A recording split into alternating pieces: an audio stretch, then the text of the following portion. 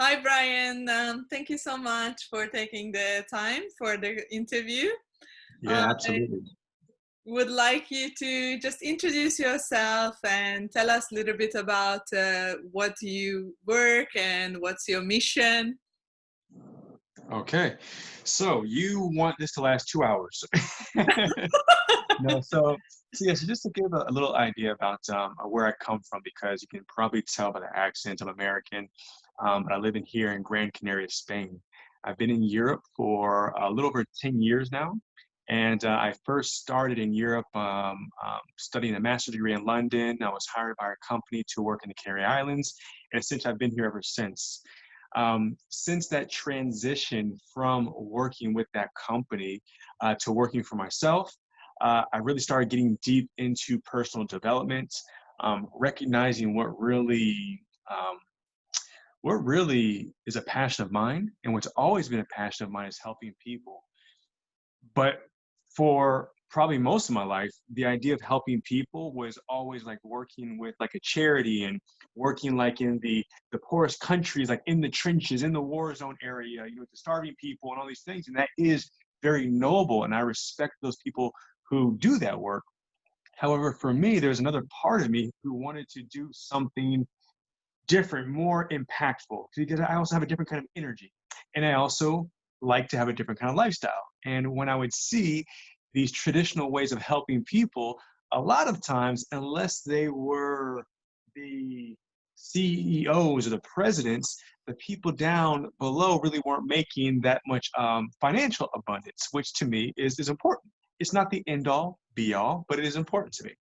And this is actually where I came across doing coaching, which is what I do now today, which I find is so rewarding and fulfilling for me, because I've identified that by working with particularly men, but really with all high achieving people, but particularly men, is if I can, when I work with these men who are quite influential, they're quite powerful in their business, they're able to make different decisions on how their company um, gets rid of wastewater and what kind of policies they make, that man actually has a greater impact over other people around him, on his wife, on his kids, on his brothers, his sisters, his fathers, friends. Everyone around him is impacted by this man who is actually more connected to himself and actually understand what it is that he wants, what really makes him happy, what really drives him, not just the money, because money, that's something we've all been told, but it's not really what drives us. And so that's what led me to doing this, and this is what I do.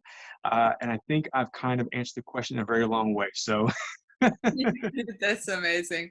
I saw that you run the program called Elite Men Coaching. If you yes. can tell us a little bit about what Elite Men stands for and what Mm, values he has. yeah, good question. Good question. Yeah, so I chose the term elite man coaching because for me, the way I see every man, but the way I see myself living my life is as an elite person. So the best of the best, the best. But the difference is, this is not in comparison to anybody else. This is not me being elite in compared to everyone else. It is me to every single version of me, because there are probably an infinite amount of versions of ourselves that, that we've had before, that we're going to be. And the only thing I'm concerned with is how can I be the best version of myself, but putting the word elite on it just really makes me strive to doing my best. And that's not all around, that's not around business and professional life. The key is it's not around being just an athlete. Like when I see myself being elite and when I'm helping my clients, it's to be an elite father. It's to be an elite lover for their girlfriends or their wives. It's to be an elite friend, to have elite social experiences, to allow themselves to play, to enjoy. And it's really just giving that idea that we can be all things, which is why I added the 360. So it's not just about being the best as an athlete, the best in profession. It's about being the 360 degrees, the whole complete package of being a person on this earth. And so in that program, the one-on-one coaching as it is now, that's what I focus on with those particular men. And then in the very near future, I'll actually start opening up a couple courses where you can choose which aspect of the 4 pillars, because I built this around 4 pillars, uh, to um, to dive into yourself, because everyone has things that are different. So for example, for me, my relationship with my wife is one of the most important things to me, where health and fitness, I'm actually quite good. So other men may say, hey, my relationship is really good, but actually I'm kind of really struggling on the purpose side. Like my business is doing well, but I feel like I lack purpose. So that's how it all comes together. Mm-hmm. Okay, amazing. And what would you say the top 5 values for an elite man in Yeah, perception? very good question. Very good question. Top 5 values. So I'd say for one, integrity is number one. Number two would be discipline. Number three, I'm going to put humility. Four, I'm going to say compassion. Mm-hmm. And five, I'd say respect. And it's these five because, and I don't mean actually, this isn't for always talking about the other person. These values, when we're talking about integrity, respect, compassion, these are also turned around for ourselves. Because a lot of what I've recognized with myself and other high achieving men is that we don't have a lot of respect for ourselves. We may like ourselves, but when I say we don't have respect for ourselves, is we won't give ourselves breaks. We won't actually allow ourselves to take time for ourselves to relax because we have to keep working, right? So to respect ourselves is to honor ourselves and to allow ourselves to rest. To be have integrity. It's, can I keep my word to myself? If I tell myself that I'm committed to being very romantic with my wife, I'm going to do everything possible to see my wife differently and to engage with her and to learn about her. Am I going to keep my word to do that? Or am I going to say, I've had a long day today. I'm tired. I don't feel like it, right? And so these 5 values aren't about, it's not just about how I see an elite man interact with other people, but it's also how I interact with myself. Mm-hmm. Amazing. And today topic basically is about that how to reach professional success without personal sacrifice. Can you tell a little bit about maybe your journey with that? Yeah, for sure, for sure. So the whole idea is to just shift the idea that if we want to be successful from a professional standpoint, because I think the measure of professional success is one that we are, for the most part, driven by. It's the one that's most recognized. When you meet people, they say, hi, my name is Brian. And the next question is, okay, Alexandra, what do you do? Where do you work, right? We always tie that to ourselves. And so what our profession almost becomes our identity. In a lot of cases, that's okay, especially if like you're doing, Alexandra, what I'm doing is our profession is actually part of us. It's who we are. But what I refer to is people who are, for example, lawyers, or they have the traditional jobs and they don't really have the connection with themselves and that profession. So it's the idea that there doesn't have to be a professional success, or you can take care of yourself and have a wildly romantic life. You can have a connected relationship. You can have the full experience to enjoy, to travel. And when I mean travel, I mean actually switch off, not travel with your phone in your hand, not travel with your laptop doing emails. I mean actually switch off, and not even waiting till when you're on vacation, but even at home. So the professional success without the personal sacrifice is what I focus on. These people who are already quite good at what they do, but just find it a bit hard to get that same sense of balance or satisfaction in their personal life. So for me, because as I mentioned, this is something that is really close to me. And when I came to Europe, I mentioned I studied my master's degree. I did the MBA degree in London. And when I came, it was actually, it was twofold. It was one, to get another degree, to expand my options. And to be fair, it was actually because my ex-girlfriend moved to London, so I want to be with her. But when I tell my wife that, no, she knows. And so it was based in love, and it was based on profession. And after I finished the degree, it was about a year. I spent a year as a professional job seeker. And you can imagine what they did to my confidence. When I came from the United States, I had a lot of contacts, a lot of connections. My professional growth was increasing. I was becoming more established. And then I'm now in this really big market, very big competitive market of London, and my confidence just went down. Well, I got hired for an American company to work in Spain, so my confidence went back up. And like typical fashion, I was working lots of hours, wanting to advance in the company, wanted to be the best, wanted to have the best sales. Actually, I was the sales manager for the Canary Islands. And so to have the best sales in comparison to other islands, that was something that was really important to me. And they wanted me to go back to the United States to open up a branch of the company, which was exciting, which was new. It was going to lead to new opportunities of the professional growth I was looking for. But it was the wrong country. Yeah, it was totally the wrong country. I didn't want to go back to the United States. Mm. So I decided to stay, open a business. In a business I had I knew nothing about office supplies, printing, business cards, things like that. But I had to open something quickly to stay in the country, to stay in Spain, and I did. And I gave my all for 3 years and completely burnt myself out. And so it's at that point in time when I realized that I kept falling into the same trap.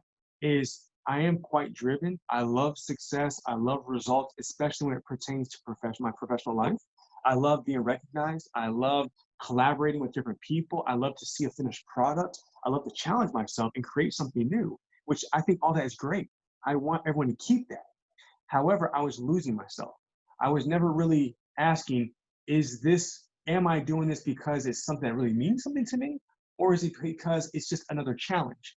And for me, it was just another challenge. And it wasn't really fulfilling. So, which is why there's no surprise that I got bored very quickly.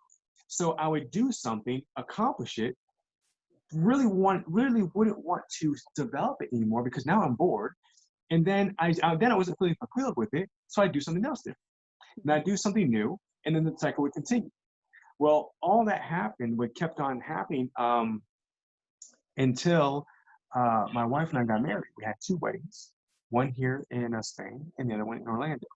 Well, that year of planning 2 weddings, I was also launching a product on Kickstarter that I did by myself, which was a mistake because I was doing the marketing by myself, the designs by myself. I was everything by myself. I went to China to meet with the manufacturers, and it was a great experience, but it was just too much. At that same time, I was learning how to play the saxophone for the first time. Never knew how to play it. I wanted to surprise my wife at our wedding. I was taking an intensive Spanish class to make sure I can read our vows as clearly as possible in Spanish here. And then there was something else I'm missing in that period, but there was a lot going on.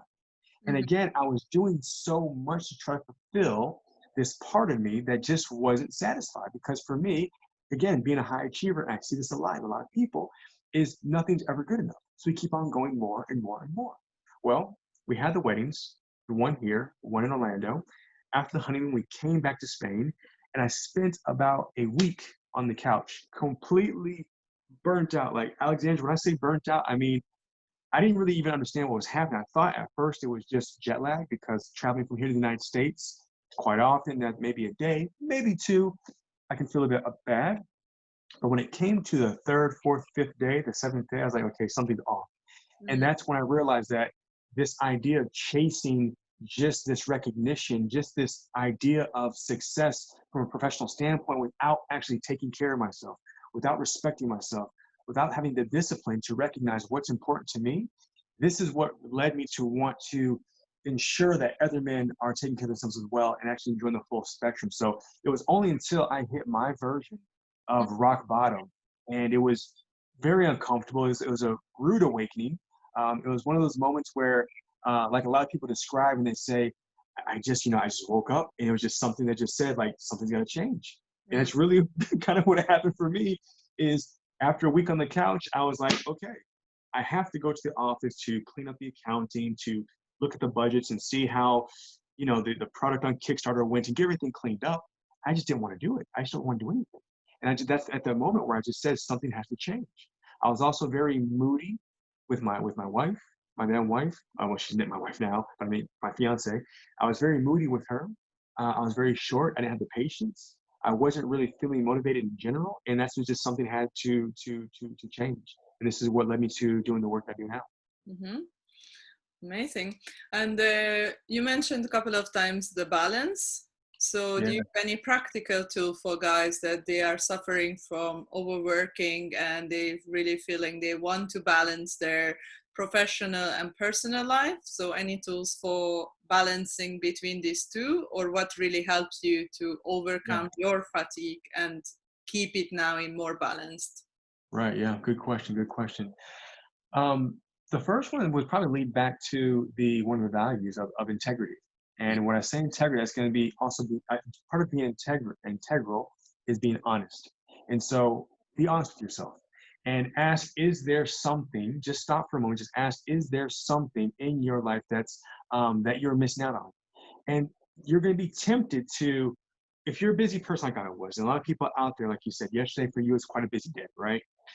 And we have this feeling that we have to be doing more, we should be doing more, I should create this other thing for my client, I should reach out to more clients. And then at the end of the day, we feel completely drained. So if that happens, maybe for a week because you have to reach a deadline, fine. But once it becomes a constant pattern and it's like that for months and years, that's when it becomes dangerous for us. So being honest with yourself and saying, what can I change right now? Just one aspect of it. And so let's say, for instance, for me, I have a very hard time taking a break in my day. Like once I wake up at 9, I would literally go until about 8 to 9 p.m., stopping to eat and things like this, but really nonstop. So the one thing that I do is I have 4 alarms for myself for 15 minutes that remind me to stop.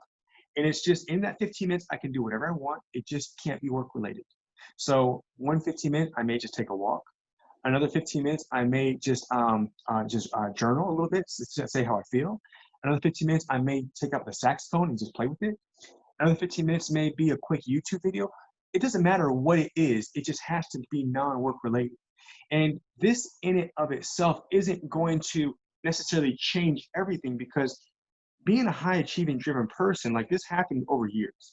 But this is a step, a way to start the process of breaking that habit and actually doing something that we enjoy.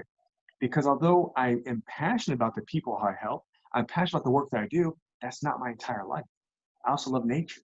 I also love being outside. I love music. I love art. I love bicycling. Do you know what I'm saying? And so when I don't give myself time to do these things, this is when I start to feel a bit rigid. I start to feel like I'm losing myself. And so I just start there, for one basic tip is plan appointments with yourself and honor those appointments with yourself like you would any other client. Because it's so easy. And I know I do this all the time. Like my alarm will go off. I'm like, oh, it's only a 15-minute break with myself, and I'll snooze it or I'll take it off, right? But if that was someone else, like this call here, I made sure I was ready. I planned my day around this because I respect you enough to make sure I'm here. But somehow, if I make a date with myself, it's like, I'll just pass it, which it goes back to another value of being respectful to other people, but also to ourselves, and respect our time for ourselves. So I would start there for that tip of trying to get balances, starting with getting comfortable with setting time for yourself to do nothing or to do whatever it is that makes you happy. And you can grow from there. Mm. Amazing. Yeah, I often also recommend my clients for the 15 minutes break instead of coffee to have a self-pleasure ritual. So Yeah. I think that's also very important, because oftentimes you really overwork, you don't move your body, but actually once you start moving your body, you instantly feel much better. And actually, instead of taking away the time, that you're giving more time and creativity for yourself. So that's totally super. Well, just out of curiosity, I was answering because when you mentioned about self-pleasure, but what kind of technique do you share with your clients actually in that 15 minutes period? Yeah, so I teach tantric self-pleasuring, which is a conscious self-pleasure ritual, which based on breath, sound, and movement. So most people, they fully focus on the genital area, but what I teach people that really to embrace the whole body and to calm yourself down with the breathing and to stay present. So not focusing on the end goal of having an orgasm, but actually to staying with yourself, to embracing more and more pleasure. Or whenever you have basically sometimes times that you feel, oh, I don't want to do this because it's boring, I have other things to do, or that why should I have to do it with myself when I have a partner? So there is so many misconception about it. But actually having a challenge for yourself to do it maybe 5 days, 7 days, or even 30 days, then it's totally going to change the mindset about it and also awaken your sexual pleasure in a deeper sense. Right. And I'm glad to thank you for sharing that, because, this is actually something that I find that comes up with, particularly again, high achieving men as well, is, and it happened to me as well. Like, I'll be honest with you, for full transparency, is getting so in the mindset of driving myself to exhaustion. How much energy do you think I had to come home and actually be intimate with my wife or my then fiance? Not very much. And or if I was in the mood, what do you think was my go-to? My go-to move was, okay, let's just get over with quickly. I want to feel the sensation of an orgasm, and then wham, bam, thank you, ma'am. So do you think that really left my wife feeling, or again, my fiance at the time, like feeling satisfied? No. Do you think I really felt satisfied? No. I mean, I got the feeling that I wanted to get because I was in the mood, but beyond that, I wasn't developing anything quicker. And so this is also what, I do bring up with certain clients, depends, is recognizing that energy and how to protect their energy beyond their work performance, but also the performance at home, that their sex life that may have become a bit kind of, for lack of better words, boring Very or predictable. goal orientated. I think that most men, the biggest problem is very goal orientated. So then Yes. when we start working together, that they really embrace more of their feminine side.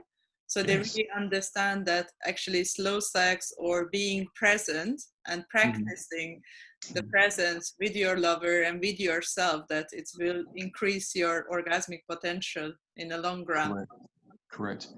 And actually, and correct me if I'm wrong, because what I do actually, I don't go so deep into tantric practice with my clients. This is out of my realm. But what I do is advise them to use that energy that you're talking about, that sexual energy, to convert, to move it into something productive. Because I Mm, think a lot of times what will happen is, again, this has happened to me before, and with my clients, is we'll confuse sexual energy or arousal mm, as we want sex, but without understanding that that actually may not be what we want in that moment. It's just something that comes up, especially when we feel a lot of pressure, when we mhm, have to make tough decisions, when we need to be decisive, or if we're starting something new. This is actually what came up for me, is every time I went for that next step, this energy came up and I was starting to feel like, okay, I feel like I guess I'm kind of like aroused, but it wasn't that. That was my trigger coming off of avoiding taking action for those things. And so I recognize this with my clients, and then using that energy through masturbation, because then we were masturbating to fulfill that. And then what? Then we felt a bit down, felt a bit tired. We lost that drive. And so using that energy again as well. So I wonder if you can share what that actually is from actually more a tantric standpoint, and how that energy can be moved. mm. Yeah, so basically with the masturbation is no problem. So you can masturbate, is more the problem the ejaculation. So then actually Mm, the semen to coming out from the body, because that's when you lose actually the energy. So having to connect with the masturbation and having self pleasure practices is not a problem. But what is the problem usually, that the energy really stuck in the genital area for most mm, men. So in ideally with tantric practices, we move the energy for higher chakras, so mm, up to the heart, up to the crown chakra, and then to learn to circulate within the body. mm, So there is different practices like qigong, breathing exercise that you can use to actually circulate all this creativity, all this energy within your whole body. And as you mentioned, that I teach as well, that how businessmen can tap into this sexual energy. And if they don't have a partner, they can right. actually utilize it in their business as well to gain more Right. momentum into their Mm, business. So they mm, actually can have more focus, more clarity, and they, once you practice semen retention as well, that you actually becoming more magnetic for women as well, yeah. because Yeah. you become more glowing, more present. And you Mm, know, there is some men that when you walk in a room you just see like, oh my god, they have so right. much presence, so much confidence, so much stamina. So actually, I think there is also the myth, you know, that men being conditioned that, okay, sex equals ejaculation. So Correct. it's also like an addiction that Correct. you can break with practices and with time, usually depending on, of course, the previous experience before. that how much porn you've been watching, how you Right. masturbate, Yes. how connected to your heart. So there is a lot of different things. Usually I do like a 90 minutes sex coaching around all the questions that really how you've been brought up. Maybe it's religious reasons that you think certain things about the sexuality or the masturbation. And then once we get the full picture that what is really holding you back to living your full potential, then we Right. can work on that, your practicality, that how you can master your own sexuality. And some men really just want to be better in the bedroom, and then Right. some Right. men just want to use this creative channeled energy into manifestation. I'm actually thinking to make a course about this, because I recently find that a lot of men interested to learn this, that how they can use their sex drive into to transform into success. Correct. You know, actually, so you guys are gonna hear it now first. That I'm actually gonna to off plant this seed because in one of the modules of the courses that I'm building is I actually was thinking about introducing one of the courses like to have a tantra coach to teach at least a part of a technique in that course package, because it is so important to understand how everything is connected with us. And this is why sometimes it's hard for high achieving men to understand when we say take a break, connect with yourself, be present. Oftentimes these sound too soft. These sound like things that are a bit too airy. You know, how's that going to help me? I need to achieve. But just as you know, you're saying right now is when we're able to connect more with ourselves, who our truth is, what my truth is, what my purpose is, why I'm doing what I'm doing, and have a better connection with me, I have a better connection with my wife and Mm. my kids and my coworkers and my clients and everything else around. So if you are interested, we're going to project this out there and say, I'd like to include perhaps you in one of the courses to give a tantra lesson to help that energy if you're down for that. Yeah, I would love to do that. Sounds amazing. I So you think guys have heard it here first. my big mission actually to help men to really tap into their own sexual power, because I often find that men, they not utilizing all the sexual potential and all the orgasmic potential, because as you know, probably women can have 7 different types of orgasm, but actually men can have also 5 different types. And Mhm. usually most men, when we have this conversation, they're like, 5? Like, what do you mean 5? I can have 1? And I'm Right, like, right, right. no. Mhm, mhm. Right, right, right. Yeah. That's like a whole new topic, but actually also with the tantric practice, that it's totally possible to have full body orgasm or energetic orgasm or Yeah. anything. So it's available for men as well. And of course, it's a more subtle kind of orgasm, but Mhm. also within the practice that you can really build up to having these kind of body sensations. And oftentimes as well, I think practice and also the presence, and then it comes the pleasure itself. Correct, correct, correct. And I think that's one thing that I definitely would like to get across to anyone who's watching this is just as you're saying in the practice of tantra or anything, it takes practice. And so what I want to encourage, like when I have like my guys who first start working with me, they say I don't have time. I want to get the quickest results possible. I just want to get it over with. And again, they don't understand and recognize that that same thinking translates to not only how they learn and how they do business, but how they perform in the bedroom as well, Mhm. and what the relationship is. And so why they don't have patience with their wife, because they see problem with their wife, they want a solution. Your wife isn't your job. Your wife isn't something you just conquer that way. In the same way that everything happens with them on a personal level. And so I just want to reinforce that whatever it is that you're doing, if you want a sustainable change, start to love the idea that we're always in progress, that we're always in process. And so if we really want to be the best at whatever that is, if we really want to be the elite, because again, part of that is intimacy, and that I have in my program, is if you want to be elite in the bedroom, it does take time. It's not taking a pill. Actually, hopefully we're going to get you off the pills, because once you're more present, you can have a stronger, more natural erection, that you're not dependent on pills or stimulation from pornography, because you'll be so connected with yourself that it'll just be, there. You'll be your own natural Viagra. But it takes time and practice to want to get there.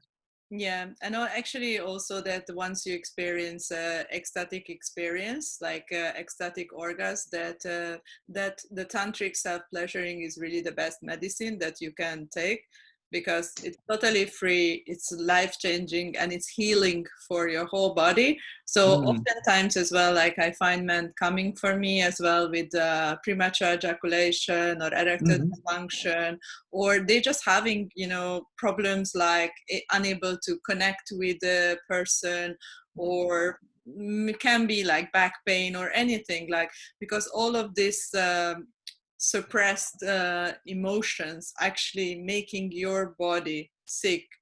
Yeah. So that is as well that usually what happens, that once you really tap into with the breath, sound and movement, then you're going to feel that it's like everything just flowing for your body, and without much actual impact, but you will start manifesting things into and calling into your life. So doing less and achieving more actually will be. So I can totally say that. I think for me as well, like the tantric self-pleasure, that has changed my life. Yeah, great.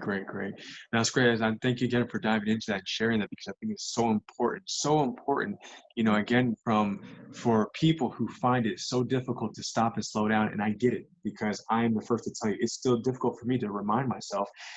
But just what you said right now is, to me, one of the big keys is we can do so much more with less.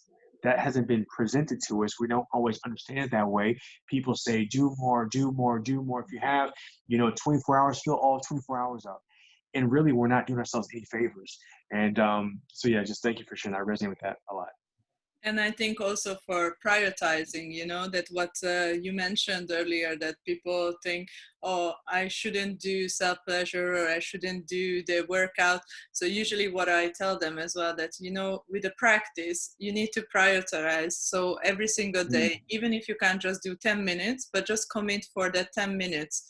Because usually the six-pack didn't build also without actually going to the gym. So you want to build a sex skill without actually practicing. So that's never going to happen. Right. They understand that actually, yes, even when I wanted to do the biceps or the six-pack or something, that every single day I had to show up in the gym. So I make that metaphor for people, and I think that's really powerful, because again, men, sometimes it can be just understand the simplicity of, okay, six-pack equals gym time this time. So weight lover equals X time this thing. You have to learn to speak our language, and once you speak our language, I think wonderfully now. Okay, so I wanted to also ask you that how to overcome busyness and stay present for your family or your lover. What is your tip for that?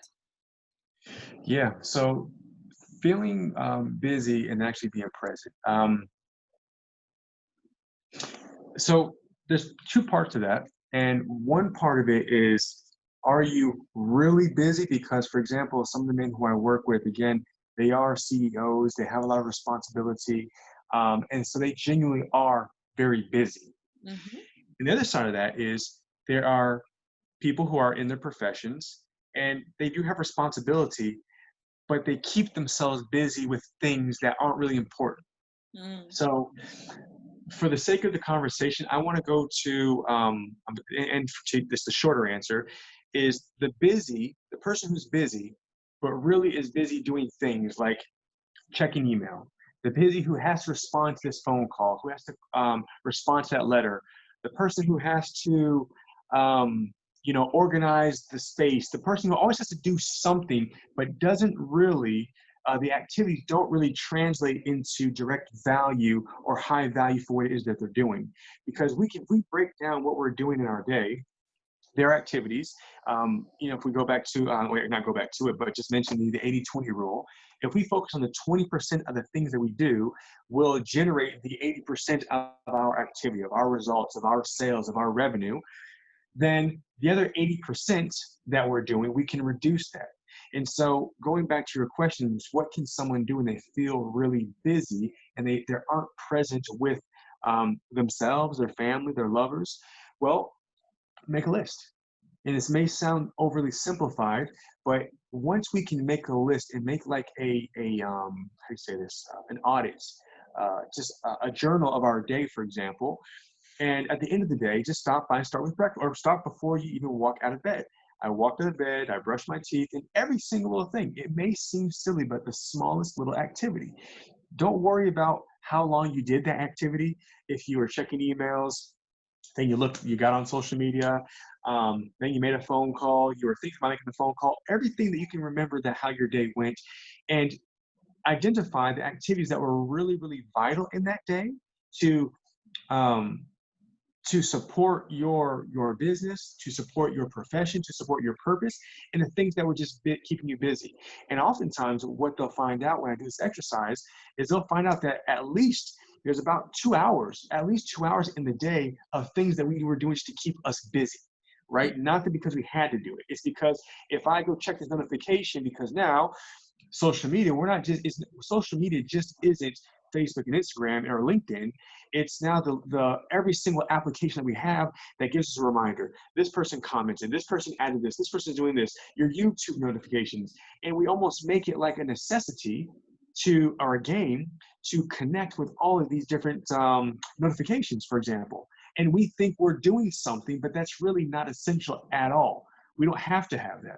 So the tip is, take an audit of your day at the end of the day. If you need to do this because maybe your days are a bit different, do this for as many days as necessary, but just one day is usually enough, and just write down everything you're doing.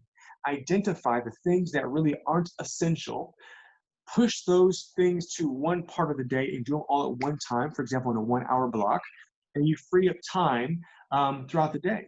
And so that way, when you are, with your partner, you don't have this in the back of your mind of, I need to do this, I have to do this. Or if you're with your kids, you just want to enjoy playing with them, be it their school recital, wherever it may be. Or if you're having dinner with friends, you actually want to be present with them. But it's going to take this change of habit, for example, of moving these non-essential things to the end of your day, when you've used all your good energy for the things that are more important to you, to not have these interfere with your rhythm and your vibration throughout the day. And it's going to take practice, because if you have the habit of every time your phone goes off, you have to look at it. Well, it's going to take time to slowly start putting that different habit in mind. Okay, that's saved for 6 p.m., for example, when my day's done. Or that's saved for 5 p.m. before I end my day and I go home. And that way that time is for that activity, that non-essential activity, and you'll see yourself have more time. Because what happens with even checking an email, it's not necessarily the email that stops us. It's every time our attention is pulled just to see the email came from Alexandra, it may take me 5 to 10 minutes to really get back in the rhythm of what I was doing when I was being productive. So it's not that 10 seconds Alexandra sent me an email, it's the other 10 minutes that takes me to get back in the zone of this. And if that happens every time with LinkedIn and Facebook and Instagram and YouTube and this course, we just get bombarded with these interruptions that slow us down. So that would be one of the easiest tips to do to try recovering that time, and then get the necessity of having to check something while you're with someone who you care about, someone you want to be present with. And of course, there's other techniques as well, but one of the easiest things to do. Mm-hmm. Okay. And I recently read you got married 2 years ago. Yes, yes. I wanted to ask you that what helped you to make the commitment, because there is, I think, also sometimes guys, they a bit afraid of committing and having to thinking a long term, or they feel like trapped in a relationship. So maybe you can tell a little bit about that. Yeah, absolutely, absolutely. So we just celebrated our 2-year anniversary about a month ago, and I'm really excited about it. And I'm excited because I am one of those people specifically men who kind of felt that I always wanted to get married, but thinking that I would have a quality marriage, that I would feel completely in love with my partner and to feel completely confident about our outcome. I was never really confident about that. I didn't think I'd have a crappy marriage. I just didn't think it would be something that'd be so fulfilling. And part of that comes to the model I got from my parents, but that's a different conversation. So what made me have the confidence to actually commit to one woman, my wife? None of these are really like short answers, but I'll give you the short answer and I'll expand a little bit. Is myself, my own self-love and respect. Mm-hmm. And why do I say that? Is because for most of my romantic life and my relationships, I was always looking for my partner to fix something, to change something, to do something. If she didn't have this behavior, we would be happy. If she didn't do this, we would be okay. If it wasn't so hard, then it would be better, right? And I always was making it about what could go wrong or what is going to be the problem versus focus on what can actually go right. Like what if I focus my energy, my attention on what could go right and what I want to go right? Because there's no person out there, I don't believe this, there's no person, even for the men out there watching this, who goes into a marriage thinking like, I just want to kind of sort of have a marriage and sort of kind of survive and not get a divorce. I hope she doesn't. I hope if we do get a divorce, I hope she doesn't take me off for all my money. That's really, on a deep level, not really what we want. That's what fears may come up, but what we want is we want to have someone by our side. We want to experience the full range of life with a partner, right? And be honest. And so, for me, what gave me that commitment is actually allowing myself to believe that the boyfriend that I was before, the boyfriend who cheated on his ex-girlfriends, the boyfriend who didn't have a lot of patience with his ex-girlfriends, the boyfriend who got frustrated a lot of times from working a lot and said some things he regretted to ex-girlfriends and my current wife when we were still together, when we were before we got married. The boyfriend who didn't believe that I could be any different, because in my world, how I am is how I am. Like, I'm a good guy. Like, I'm responsible. I can earn a living for myself. I'm creative. I'm smart. I'm, good looking. There's nothing else I could do, right? It was always on what she had to do. So it was to get confidence that the relationship, that the marriage was going to be worthwhile and it was going to be successful, was actually learning to respect myself, learning to love myself, and learning to not learning, but accepting the vision of me that I actually wanted to be and put my energy into that. Not hanging this over my head that because I cheated before, that now I'm always a cheater. Because I didn't have patience before, that I'll never have patience. Because I, said some things I regretted before, that now I can never be romantic and I can never write my wife a poem, for example. I can if I want to. I just told myself I'm not that guy or I can't be that guy. But nothing's stopping me from doing that. That's just what I'm telling myself. So it's that part of it that gave me the confidence. But there's nothing that came from the outside. So any man out there, and this is actually part of what my to me being an elite man is, and what I work with these guys on, is being elite is actually being brutally responsible for everything that you do, being brutally honest with yourself about what you want and how you want it. So when guys come and say my wife is bitching a lot and she's nagging and she's never happy, she's never satisfied, I say, okay, well, what could you have done? He goes, no, you didn't understand me. She is bitching, she's nagging me. I said, okay, what could you have done? And this is where the work starts, because it's so easy to try and have other people fix our problems from a work standpoint, from a cultural standpoint, but from a relationship standpoint. And that's going to be one of the main things is get honest with yourself about what it is that you want. Allow yourself to be that man, that awesome husband that you want to be. Focus on that energy, that image of yourself. You can, be aware of some of the problems that may come up, but don't put your energy into the problems, because you'll manifest those problems. If you're looking for problems, they will come. I promise you, you'll find them. If so, the same thing also works if you're looking for the success in your relationship. If you're looking for the things that will work, if you put your energy there, that's what will come back. And I would say, yeah, those would be the main things that gave me the confidence. And I think most men working with them, find that same level of confidence as well after identifying that. Beautiful. Amazing. And the last question that I read on your Instagram, that you tapped into more into spontaneous sex since you tapped into your life force energy. So if you just want to give a couple of examples, how people can do it, or how did you do it? Well, what kind of details do you want, Alexandra? I think it's 18 plus, so. Yeah, well, actually, everything, Alexandra, everything is connected. Everything that we've been saying about, from the very beginning of, the values, integrity, respect, discipline. We talk about allowing ourselves to pleasure ourselves, giving time to ourselves, connecting with ourselves, taking breaks in our day. Everything that we talk about, it's all connected. It's not independent aspects of our life. So this is how, for me, and I'll be honest with you, and a lot of men won't admit this, because we need to be very always having the best sex ever, always. We need, and if anyone talks to us, we're going to project that we have sex every single night. It's always mind blowing, and our partners have multiple orgasms for sure. The reality of it is, we're not having that much sex, and when we do have sex, it's just kind of just getting it done. We're going for the ejaculation, and that's it. Especially when we're talking about men who are quite busy and people who are really, in their professional mind. So for me, it was doing exactly what I shared with you, is creating space for myself, which allowed me to connect with other things that I enjoy in life, which allowed me to relax.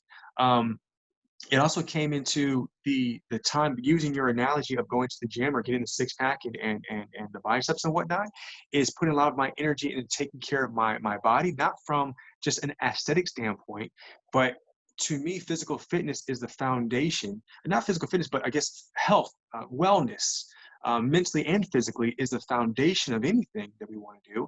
And so when I'm able to, for lack of better words, conquer my body and be disciplined, and not just do it for the sake of looking good, but for the sake of understanding that how I'm able to, for example, if I am stronger, I can actually have more stamina if I want better sex, for example.